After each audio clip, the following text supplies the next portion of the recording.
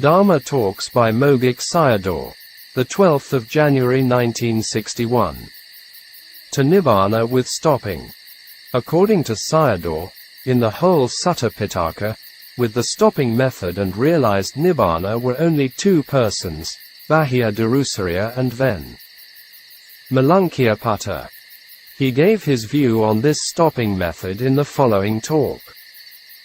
Sayadaw himself was quite a well-known teacher in Abhidhamma during his time.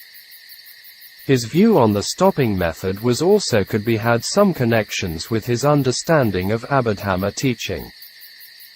It was not only came from his understanding of the suttas, but also well experience in his own practice. He also taught his disciples to sit for samadhi. But in his many talks he didn't mention much about it. In this talk he himself supported the Mahasi Sayadaw's system as right practice. Closing square bracket. Visible form is the sense object, aramana. Seeing is the eyes. And the knowing is in the heart. Seeing the visible form and the knowing, these can't connect to the DA process. Knowing the visible form as white color, red color, etc. And can stop, there is no fault for us. Hearing a sound and then know it. It is not a fault with the knowing of just hearing. After knowing, have pleasure in it, or disappointment. It becomes a fault if these things arise. For example, you are riding in a car and seeing trees and knowing it. It's not a fault. No kilesa comes into your mind. This is also a way to Nibbāna. Practice with smelling and knowing, eating, tasting, and knowing, etc. There is no fault about them if you know only as sweet, sour, etc. You have fault if you disappoint with it. You feel the clothes. It's rough or coarse and I don't want to wear it, and then it becomes fault. It's no fault only knowing its coarseness. It's also no fault if you can stop at thinking and knowing it. But now, you all are overpassing it. Can't stop at just knowing. You are overpassing with greed, hatred, delusion, envy, conceit, etc. The Buddha said that if you could stop at just knowing and could reach Nibbāna, then you'll ask there is no insight in the stopping, vipassana. Tanha craving thinning out is vipassana. We are concerning of following behind with the unwholesome Dharma. This is called abandoning with knowing. This is for the contemplation during the daily life activities. At the sitting meditation, you have to contemplate impermanence. Sayadaw's suggestion here is very important for yogi's development and in accordance with the Satipatthana Sutta. This Dharma was taught to Bahya Darusariya by the Buddha, told the story of Bahya, including his past life at the time of the Kassapa Buddha's sasana. People didn't have any right knowledge and took him as an arahant, during the time as a bark, cloth ascetic. They gave up their lives for the practice in their past lives, i.e., Bahya and his other 6 companion monks. You all also have to die. Therefore, you have to try hard for the realization.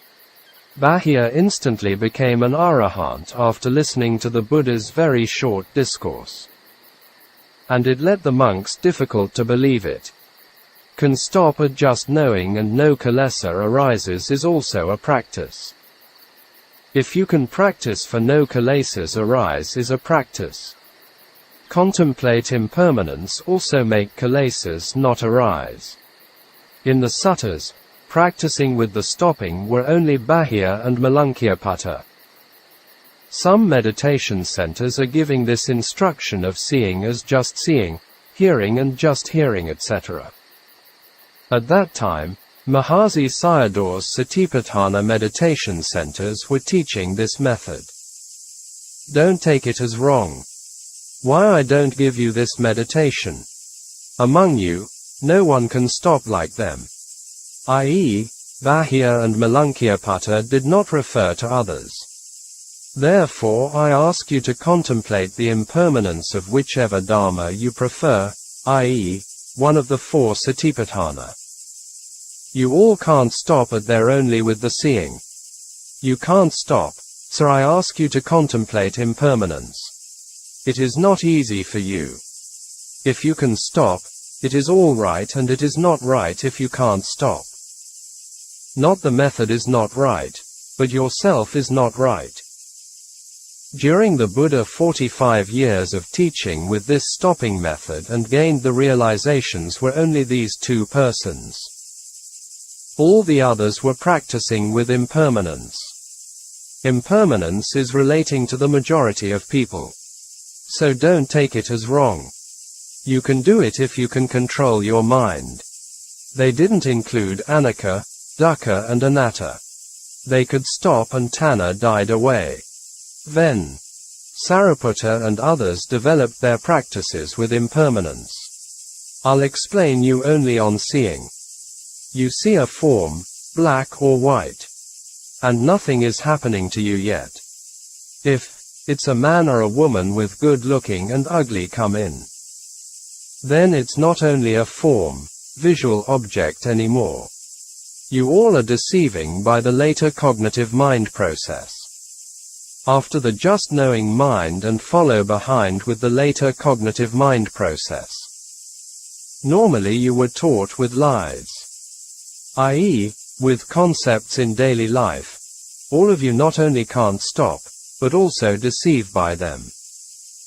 Dharma Talks by Mogok Sayadaw, the 14th of January 1961. True Refuge. When someone is in drowning and the ship or the boat has already sunk. At that moment whom you have to rely on? You have to rely on yourself. Here you all are carrying away by tanha water, being asked by tanha and busy with the family and business matters. You will reach to the four planes of misery if you're sinking there. By wasting your time with these things, and you must sink in the kilesa water. If you are looking at this house and that houses, all are carrying away by kilesa water. Yet they have nothing to rely on. There is a magan raft, path factors raft, to depend on. You even don't get the 5 maganga if you don't contemplate, practice, still far away from the 8 path factors. Someone is carrying away by water will end up in sinking. You will never appear again if you have sunk. Here yourself means the magan, the path, the dharma. You have to cross the water with your own magan raft and will realize own Nibbāna. You can't get it with dana and sila. It doesn't mean not to rely on him, not enough. You must have your own magan raft. Why I am urging you too much? Because you are now empty-handed. Every human business matter is carrying away in tanha water. You are in loss with stupidity. You are sending here by dharma. There are 3 types of dharma: wholesome, unwholesome and maganga. Wholesome dharma sends beings to blissful destinations, sugati. Unwholesome dharma sends beings to woeful destinations, dugati. Path factors send beings to Nibbāna. Therefore, beings are sending by dharma to anywhere. Dharma is fixed order, niyama. Fixed order means, after winter and summer comes. It's moving in accordance with the fixed order. Not by the wishes of human beings. This is the fixed order of temperature, utuniyama. The fixed order of kama, kamaniyama means beings are taking rebirths in accordance with kama. Nothing is with your own power. Therefore, you have to rely on the dharma. After death beings have to go with the arrangements of dharma. Human beings have differences are due to dharma. All these things are fixed order of dharma, niyama. What the Buddha said of atahi atananatho, rely on yourself, it didn't mean this body. He referred it to the Dharma. But you all are using it wrongly in society. Such as, I have to rely on myself. This body is not self, anatta. Who owns it? I'll refer this to a story. Because I am worrying that you'll take the wrong refuge. Sayadaw told the story of Ven.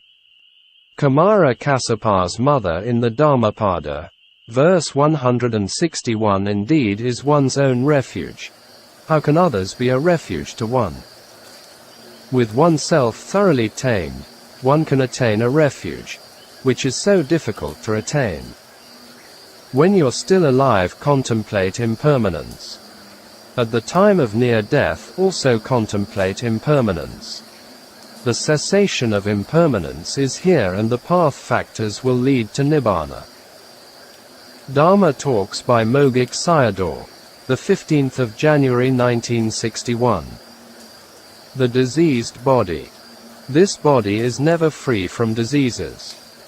For example, wanting to stretch and bend the body, wanting to drink water, etc. Whatever you're doing and all are the appearing of diseases. Therefore, it has to be always in the state of conditioning and making adjustments for it. This sankhara dukkha may be the biggest problem for human beings in their lives. With the Aryan eyes and observe, we'll see the body as never free from diseases at any time, such as wanting to excrete, urinate are diseases. Changing postures are also disease. If it's free from diseases, you don't need to make adjustments for it. Making for adjustments are diseases.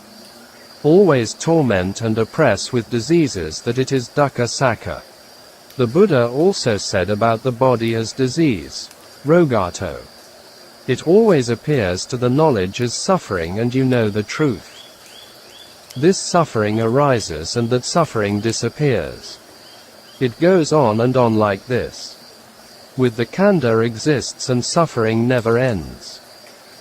In the worldlings, padajana, craving, tanha, follows behind suffering all the times. The three water roots of craving, clinging and action appear with them. In worldling, every time disease arises and gets back disease again. It's the disease if the next khandha arises. The worldling eyes and the Aryan eyes are a great different. With the Aryan eyes and it becomes dukkha sakha and magga sakha. If disease arises for him and it's cured. Therefore with the practice and it cures the disease. If not, if you have the disease and with the increasing of it.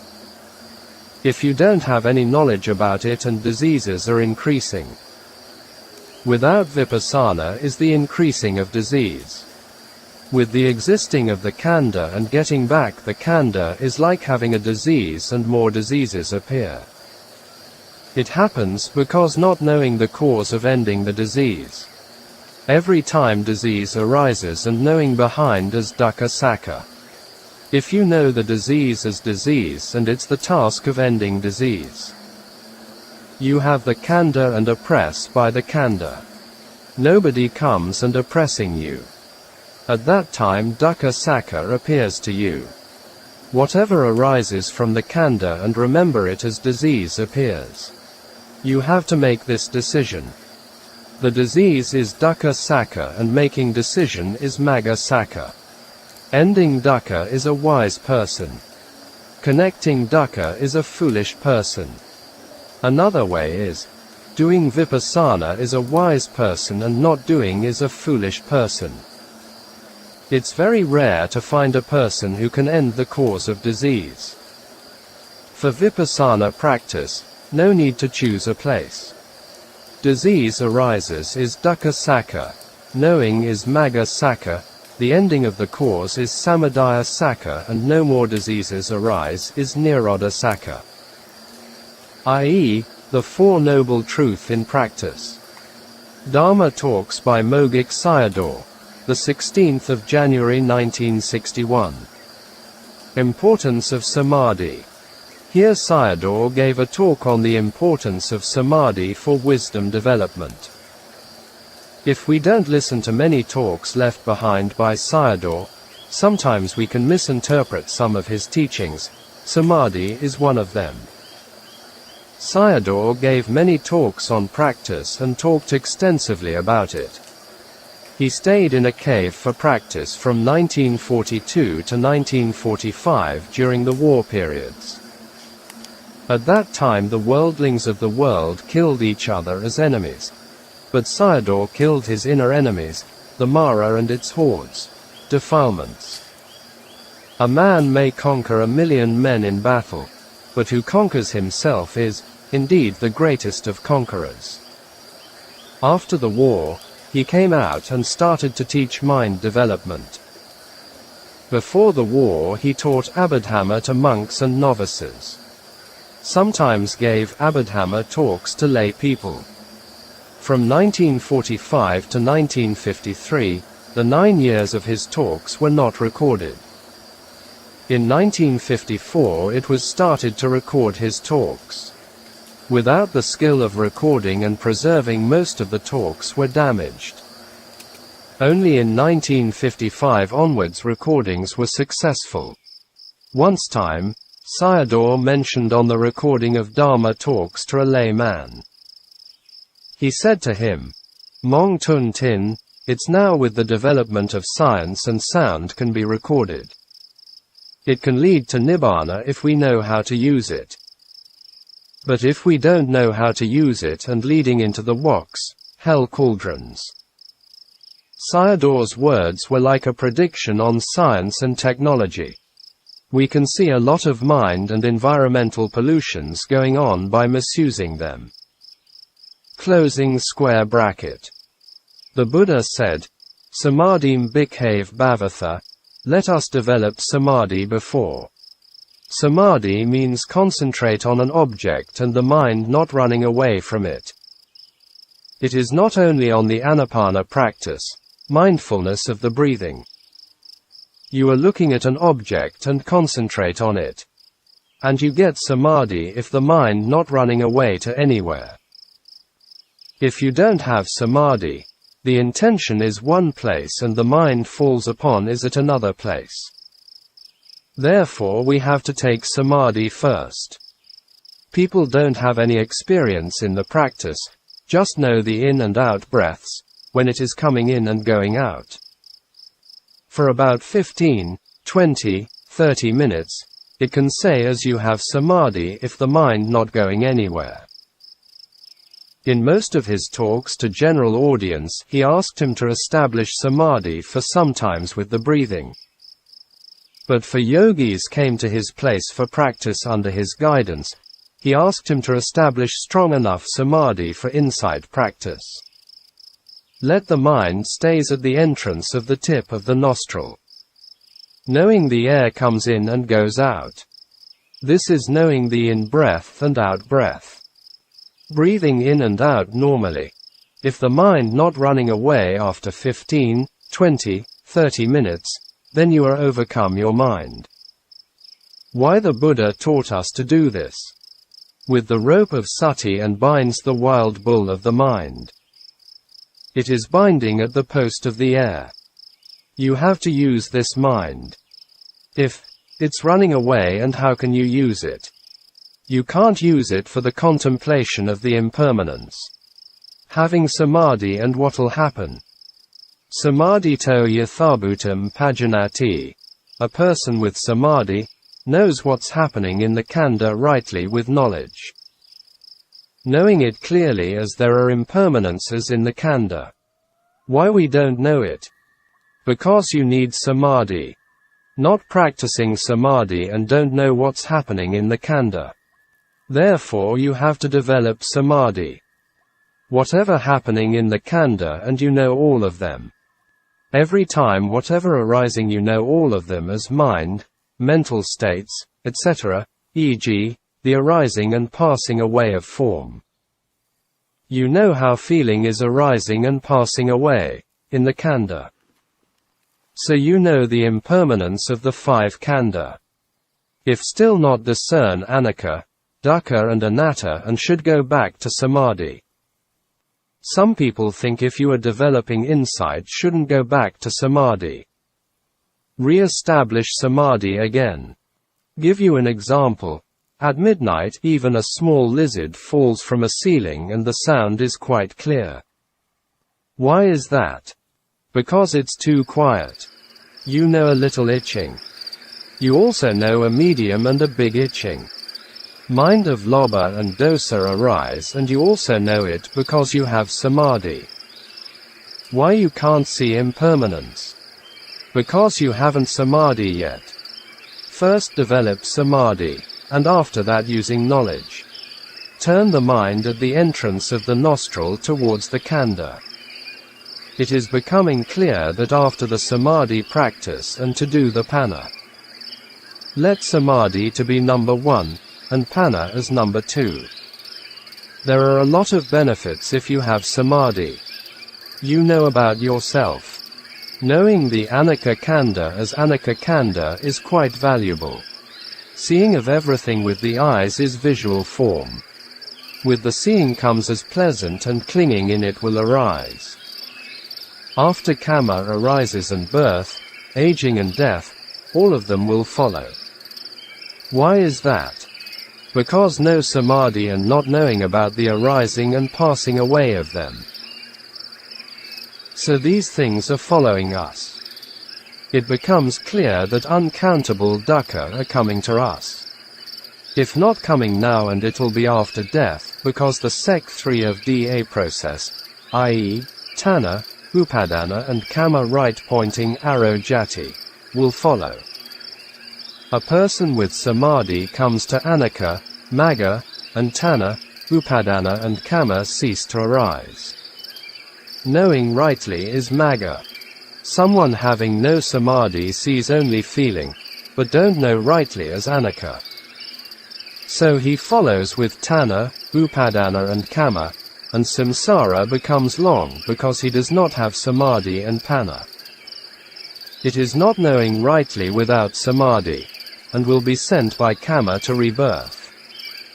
Arriving into the cow dung, it became a dung beetle. Queen Upari didn't understand this kind of dharma. She died and became a dung beetle.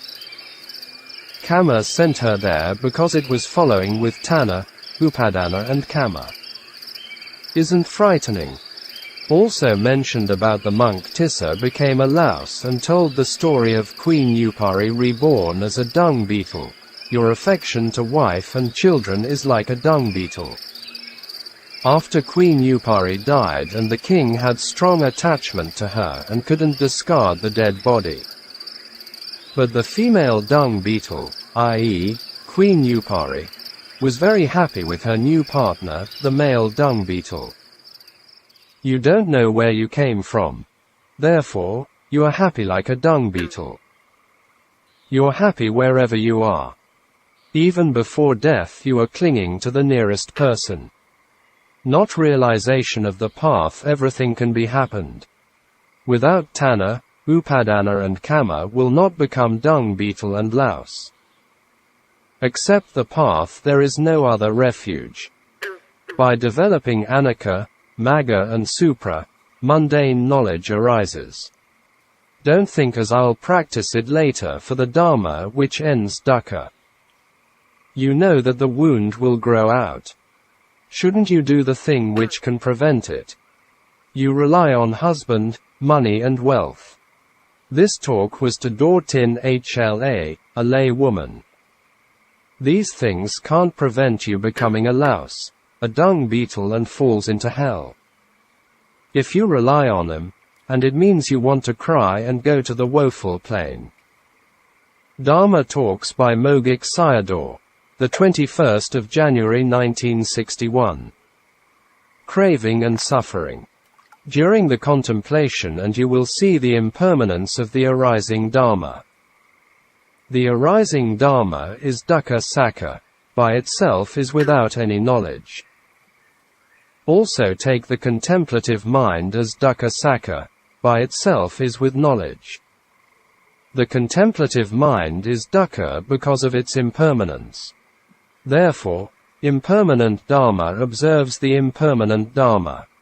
This is dukkha Dharma observes dukkha Dharma. So, dukkha with knowledge, i.e., contemplative mind, can end dukkha of without knowledge, i.e., objects. Why is that? Because the DA process is cutting off. Dukkha sakha means duk, disgusting, ka, useless, sakha, truth, the truth of disgusting and useless. Therefore it's dukkha sakha. What's the power of dukkha? It's oppressing without any concern to the person with prayers for the khandha. It's happening not with misfortune, but it appears by tanha.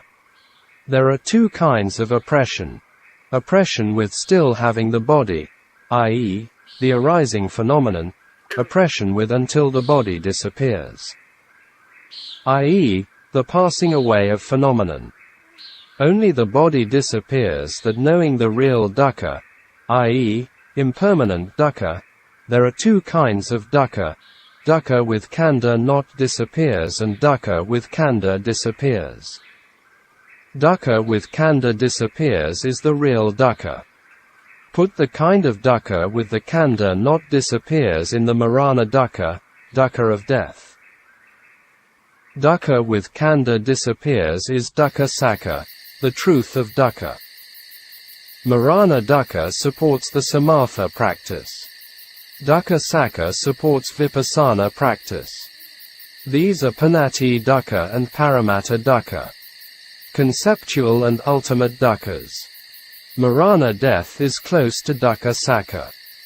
It's easy to realize Nibbāna if you have strong perception of death.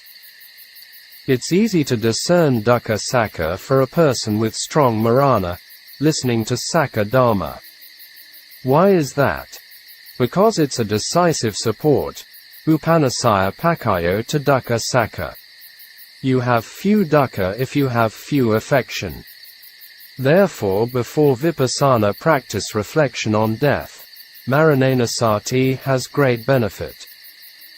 Dukkha sakha is oppressing more for someone with more craving, tanha, samadhi. Someone with few craving has few dukkha.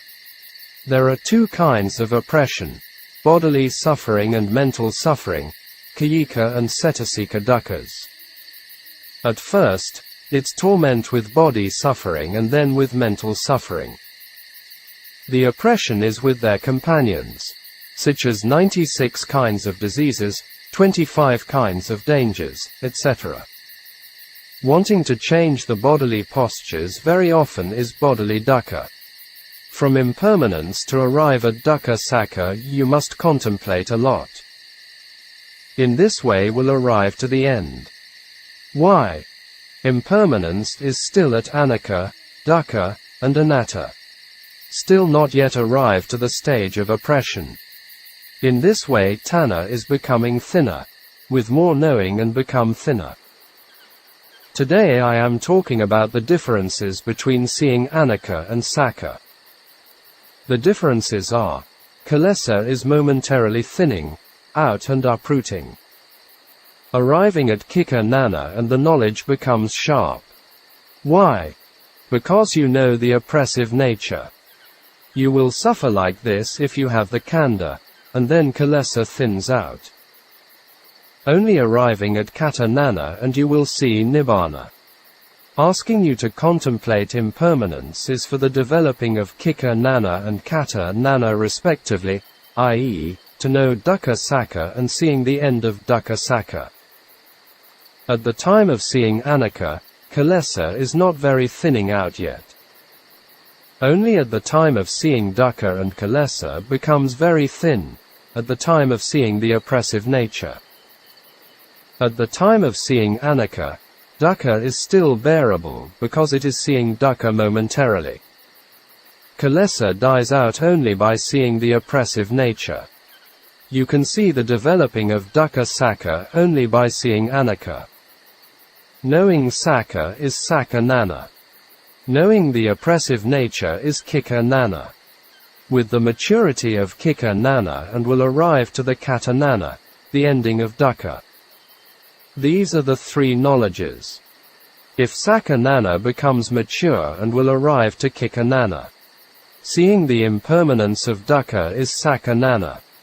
After kilesa thins out, continue with the practice and the knowledge of not wanting arises. It becomes Kata Nana with its cessation. The teacher is wrong if he can't teach these stages. The disciple has not yet discerned that these three stages are also not Nibbāna. How many kinds of Kika Nana? In the four meanings of dukkha Sakka. 1. Palanata, Palana Atha, oppressive nature, mind, body oppress and torment the person. It's the active part. 2. Sankatata, Sankata Atha, conditioning by Tanha craving. It is the passive part. 3. Santapata, Santapa Atha, Kanda is always burning with kilesa fire. 4. Viparinamata, Viparinama Atha, Kanda always has the changing nature. The builder of the Kanda is Tanha. For example, Tanha is like a manager, employer. And Kamma is like an employee. So Kamma is working for Tanha. Who is the more fearful one? Therefore Tanha is more fearful than Kamma. Human beings are in the opposite and worshipping Tanha. Tanha is Sankarakanda. Even it arises and ceases, its power, energy, is leaving behind. Therefore the Buddha called it Tanha the carpenter, the builder, and not referred to Kamma as such. Kamma can't reject it as, I don't want to do it if Tanha is still existing. So the Buddha used it as Tanha Samadaya Sakka and not Kamma Samadaya Sakka. In one of his talks, Sayadaw mentioned that the Bodhisattva's perfections were coming from the over 4 incalculable eons, asankaya kappa of cultivation. Therefore, his kamic energy is also incalculable. The Buddha's power is one of the inconceivable. But after no more Tanha and everything was finished for him. If he could come back again and again means still have Tanha. With the cessation of Tanha, Nibbāna arises. Kamma is naturally going with it if Tanha ceases. Even though Tanha arises and ceases, its energy is leaving behind. Therefore, beings suffer with its arrangements, gave the example of footballer and the ball. You're going along the direction sent by Tanha without your wishes. Until Tanha not dies, it'll never discard its power, gave another example of a tailor. Someone with latent Tanha and it'll connect only dukkha. Someone has a lot of inversion, vipallasa, and think it has connection with happiness, sukha. It'll never connect to sukha, but only dukkha. But we are talking about it as good kamma from death to connect with birth. After that comes bhavanga citta, life continuum mind. It's dukkha sakka. Anantara pakkayo, proximity condition, the result is without delay, no intermediate stage. This is giving dukkha without gap between them. Don't take the cause and effect connection, but as dukkha connects to dukkha. Tanha is ordering kamma. Go and connect like this, connect like this. There is not any good point in kamma. After birth with consciousness and bhavanga citta, after that adverting mind, avijjana, arises. Tanha connects the mind with proximity condition, anantara pakkayo, without any gap. Therefore whatever mind arises only dukkha sakka arises. Every mind arises and disappears. Put on the right thought glasses, sama sankappa on the right view eyes, sama ditthi, and will see clear. It is only dukkha continues. Therefore the nature of tanha is like a tailor having the power of conditioning. Its sankhata dukkha sakha. It arises with the condition of tanha and sankhata dharma. It controls the 31 realms of existence. Your thought on tanha is as an ordinary small thing. So, all worldlings do not take it seriously and they suffer. It connects with dukkha and not sukha. Connection by impermanence and only impermanence arises. Eating is dukkha, bathing is dukkha, excreting and urinating is dukkha, etc. Its power is going up to the worlds of Brahma gods. There is no other thing except this connection of dukkha sakha. Therefore the Buddha said that I only taught dukkha and the cessation of dukkha. Sayadaw continued to talk about tanha with kamasava and bhavasava, taints of sensuality and becoming. Both of them are tanha. The differences are with the types of person who creates them, the one with big and the other with small tanhas. Kamasava created the realms below the Brahma gods, and bhavasava creates the worlds of the Brahma gods' worlds. From Sotapanna to Anagaman, they destroy kamasava by stages, and arahants destroy bhavasava. Closing square bracket. Always reflect as all dukkha come from tanha. During the observing don't reflect. What'll happen if you reflect? And it becomes Sintiyamana nana and not Bhavanamaya nana, reflection and observing. They are different. Don't be mixed up. What are the differences between Sintiyamana nana and Bhavanamaya nana? With Sintiyamana nana more Bhavanga citas arise and in Bhavanamaya nana less Bhavanga citas. Bhavanga citas take the objects of the past. Sintiyamana is thinking, planning, reflecting. Let a time for the reflection. And let a time for observing. In this way it becomes quicker in the practice. It's Sintiyamana to reflect on one's own khandha with truths. Contemplation of impermanence is Bhavanamaya. With these two practices kilesas not easily come in between the practice. What are the differences between less and more Bhavanga citas? It is a dukkha patipada person, prasatki with difficulties, with more Bhavanga citas. It has connection with kilesas. Contemplation without reflection and the realization is slow. How to use Sintiyamana and Bhavanamaya nana?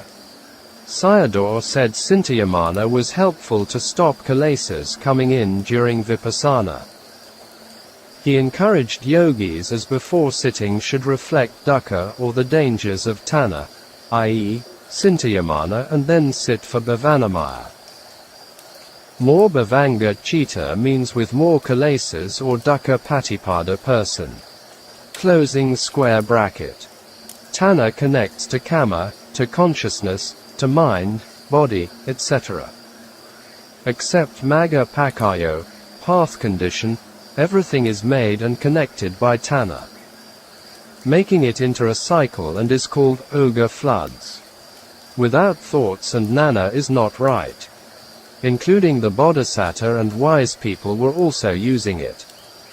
Tanha is tormenting someone with the prayers for the khandha.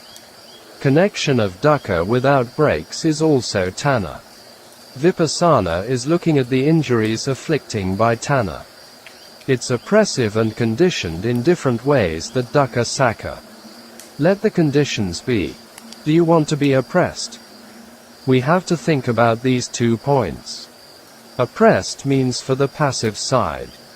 Accept everything to come. Oppressive means the active side.